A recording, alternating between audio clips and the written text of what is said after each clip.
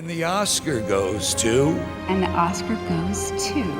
And the Oscar goes to... I don't care! What's next? What's next? What's next? Don't you want to hear what's next? What are you going to do next? What's next for you? What's next? What's next? Okay, so what's next? I'm Connor Old, and welcome to the brand new series, After the Gold. A new series where I'm going to be talking about the follow-up to Best Picture winners, what happened to them, what my thoughts are on the movie, how did they turn out in terms of Oscar prospects, and going to be continuing with this series now that we are done the Oscars. So first off, I want to say thank you all for joining me for the 9th season of Old's Oscar Countdown, a super successful series on this channel. You guys really showed up and commented and watched a lot of the videos, so I'm of course very highly appreciative of that. We will be returning with Old's Oscar Countdown next year in season 10. This year was a really fun year. Not going to be covering kind of my recap on the Oscars this year. Just wanted to do the predictions and then start with this new series. But while we cover the Oscars every year, I don't go away. I make videos every single week during the summer, kind of off season as well. We talked about Asian cinema last year. We've talked about Best Picture winners, tier ranking them. But this series, I want to talk about the movie after the movie. Essentially, the reason for making this series that we will be doing every single week is because you had Bong Joon-ho's Mickey 17 as follow-up to Parasite coming out soon. You have Christopher Nolan with The Odyssey, always getting kind of news updates with that. For me, I'm always interested in the movie after the movie as much as the Best Picture winner is interesting. Oftentimes, the filmmakers will get to make the movie they actually want to make after having the cachet of winning Best Picture. So that's what we're going to talk about, some of the historical context of where they were at the time when they made the movie, what happened with the Oscars, and kind of give a little bit of an analysis from a historical point of view to give that kind of context. And then in the second half of the video, talk about the movie, its merits as a film itself, a little bit of critical analysis. So kind of a mix of keeping in the Oscars, but also kind of just doing more of a traditional review of my thoughts on the movie, but mix it in with some of the historical and kind of Oscar history, which I think fans of Old Oscar Countdown will definitely appreciate this series. And we're going to be jumping all over the place. I'm planning, starting off in the 2010s and then 1 week going to the 60s and then the 40s. All the movies I pick are going to be, at the very least, movies I like or movies that I think are interesting. And I think it's going to be really fascinating to figure out, you can win Best Picture and then your next movie is completely nothing. Or sometimes you can win Best Picture and then your next movie also wins Best Picture. So it'll be a kind of fun series to do that. So I hope you stick around for this new series every week, Monday at 12 p.m. Eastern Time, like normal. Pausing Old Oscar Countdown now that we have the Oscars, and starting here with After the Gold. So without further ado, let's jump into things, starting off with the kind of historical part of this video, the historical context.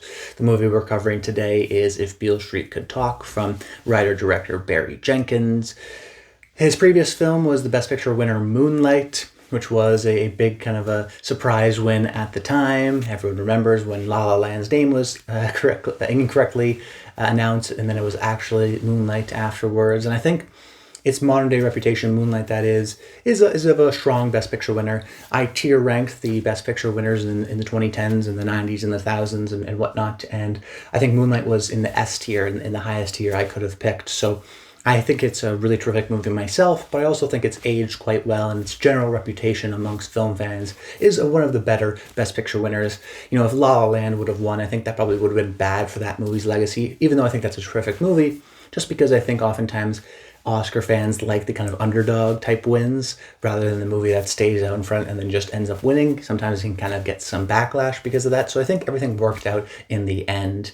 But Barry Jenkins was this really exciting young filmmaker when he won, and people were kind of on board to see what he was going to do next in 2018. And this is a quick turnaround. You have 2016, Moonlight comes out, and then 2018, If Beale Street Could Talk, just 2 years. And from my understanding, doing some of my research, If Beale Street Could Talk wasn't really starting to be developed until after the Oscar win, so it was a quick turnaround. Essentially, how it seemed to have gone is, Barry Jenkins releases Moonlight. It starts to pick up steam at these, fall film festivals. I saw it at TIFF back in 2016. And then Barry Jenkins is campaigning from the fall of 2016 up until, January, February of 2017, wins the Oscar for Best Picture. And then has a script already ready to go. He just won Best Picture, so he brings back a lot of the same collaborators, editors, cinematographers, production designers, all that good stuff. Nicholas Britell for the score, and says, okay, I got this script that I also wrote at a similar time as Moonlight. It's ready to go. Everyone wants to work with him, and he went into it right away. And I think its appreciation at the time was solid, if a little bit disappointing. And I think that's also connected to the Oscar history. I think people liked it. It played at the fall film festivals. It appeared at some of the top 10 of the year movies. But I think the general appreciation when I was covering things at the time was, it's good. It's maybe not as good as Moonlight. And ended up not getting nominated for that many Oscars. It only got nominated for Adapted Screenplay, Score, and Regina King. Although it did end up winning for Regina King for Best Supporting Actress. So I think looking back on things, and we're going to be covering all different kinds of Best Picture follow-ups, for a Best Picture follow-up to get 3 nominations and get an acting win, that's still a really solid sign, a really strong Oscar performance. But of course, the consideration is always, well, the previous movie won Best Picture. Why wasn't this movie even nominated for Best Picture? That wasn't the case this year. I think the general appreciation was, it's a strong movie, good writing, good acting, but maybe not the special movie or the surprise that Moonlight was. So I think ultimately it was still good for Barry Jenkins' career, though. Sometimes you have a bit of a sophomore slump where you're not exactly sure what to do. Even though If Beale Street Could Talk was his 3rd film, Moonlight was really his breakout film. I don't think a lot of people saw Medicine for Melancholy. There were many years between that movie and Moonlight. I think it was 7 or 8 years. So for a lot of people, it was this young, interesting, exciting director, just won Best Picture, and now he's got another movie very quickly after the fact. So he almost kind of avoided a bit of that sophomore slump, but he still experienced it a little bit because the expectations were, well, this movie could contend for Best Picture, and ultimately it didn't do that. But I think his modern day reputation is still more positive, particularly when, Barry Jenkins has only made one film since, and was a Lion King movie, and kind of got into that Disney machine. I think the appreciation still is, I'm glad we got kind of another grounded Barry Jenkins story instead of him immediately going, let's say, and spending 5 years on a Disney movie. Sometimes you see the independent, exciting young directors go immediately to a Marvel movie or immediately to a Disney movie. But you always want to see, another exciting, kind of more intimate drama for a little bit more money as the kind of next jumping point before they go to the big blockbuster. And I think If Beale Street Could Talk is seen as that, still very highly regarded. And, some people, I think, consider it even better than Moonlight. And the only reason why I didn't get more love was because they had just saw Moonlight and they were kind of comparing it directly. But still, even at the time, it was well appreciated. And I think even past that, in the most recent years, it's only grown in estimation. In particular, I think a lot of people listen to the score a lot on Spotify. It's got millions of streams, so that kind of, I oftentimes think when you listen to a score, it keeps the movie alive and keeps it in your mind, and you go, oh yeah, I do want to watch that movie and listen to the score, and keep things alive that way. So in terms of the historical context, maybe a slight disappointment at the time, but I think ever since then, and looking back on things, you go, well, it didn't win Best Picture, but it got 3 Oscars nominations. It won an Oscar, and I think it's still kind of widely appreciated and a sign that Barry Jenkins is still a really young and interesting director. Excited to see what he continues to do after this. But now, just discussing my thoughts on the film. What was interesting about this movie is that I hadn't seen it since 2018 when I saw it at TIFF. So I was able to review the movie again in a kind of context-free environment. So much of when you're watching a Best Picture follow-up movie, there's so much expectation surrounding around it that sometimes you can get caught up in the hype or comparing it to the most recent movie. And that doesn't always do the movie itself the most favors, because you want it to just view it as a piece of art and not in connection to the hype of something else. So I thought this was a really instructive viewing this time around. A few years after the fact, wasn't comparing it directly to Moonlight, just thought, okay, let me check out the movie in conjunction and comparison to it as a piece of art, rather comparing it to Moonlight.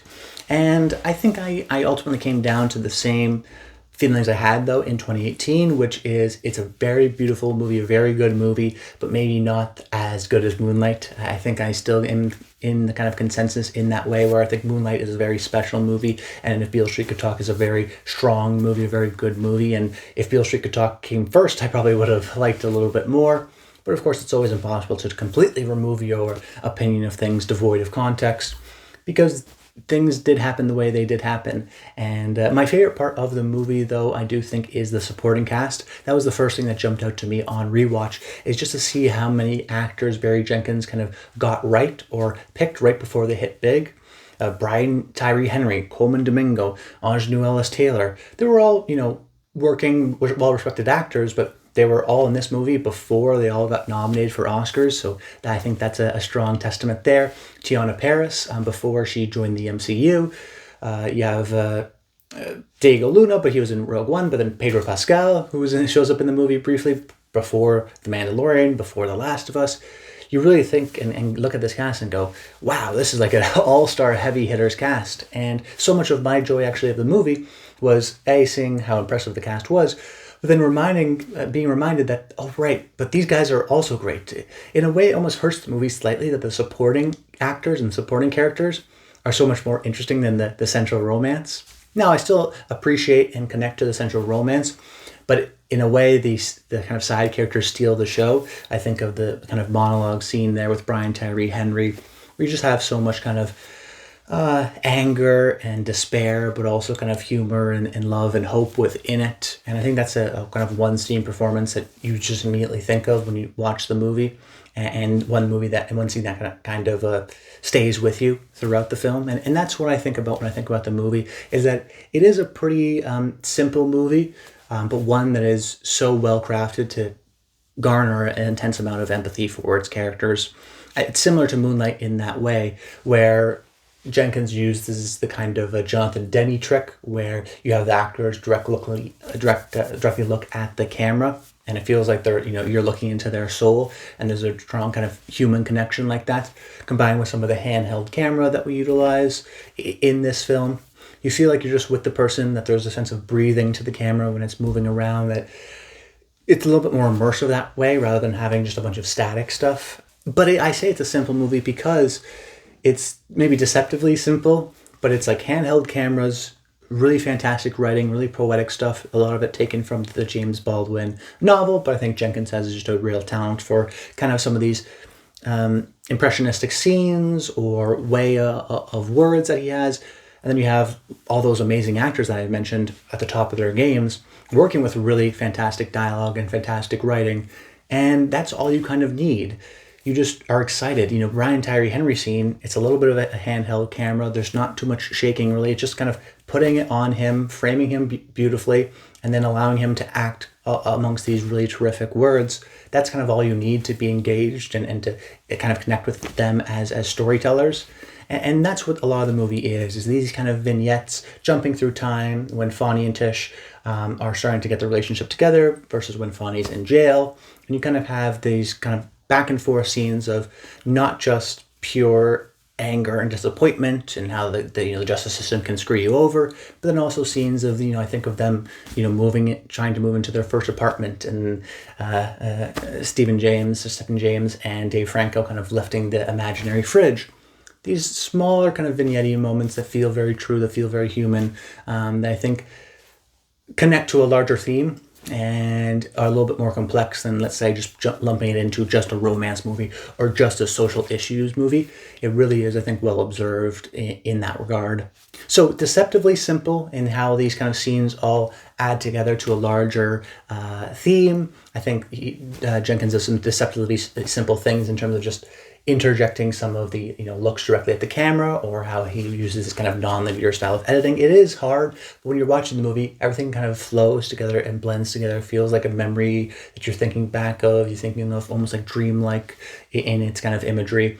And then so much of the joy for the movie of me is like getting to see Regina King have one really great scene near the end of the movie, or the scene I mentioned of the, moving into the apartment, or the Brian Tyree Henry speech, or the Coleman Domingo kind of a speech at the bar. There's all these kind of great subtle moments that are so well written and then beautifully acted, and then that's kind of all you need, and it's hard to do. And I think Jenkins is a real master at kind of mastering and helping you understand just human drama and empathy and kind of reality, even though it's a period piece. Feels kind of very modern in its regard. And then we haven't really mentioned the score, but a beautiful score that I continue to listen to today, but also works really well within the film. So really, it's just, I think, a beautiful piece of work and a worthy movie to be made after the gold. But that's about it. I hope you guys enjoyed this episode. Subscribe to the channel so you don't miss out next week's video. I think I'm going to be covering Zero Dark 30, most likely. The follow-up to Catherine Bigelow's Oscar winner, The Hurt Locker. A complicated movie, but a really exciting, interesting movie that I'm excited to kind of dig into.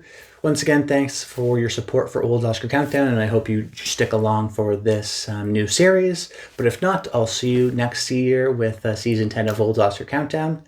But that's about it. Until next time, stay tuned.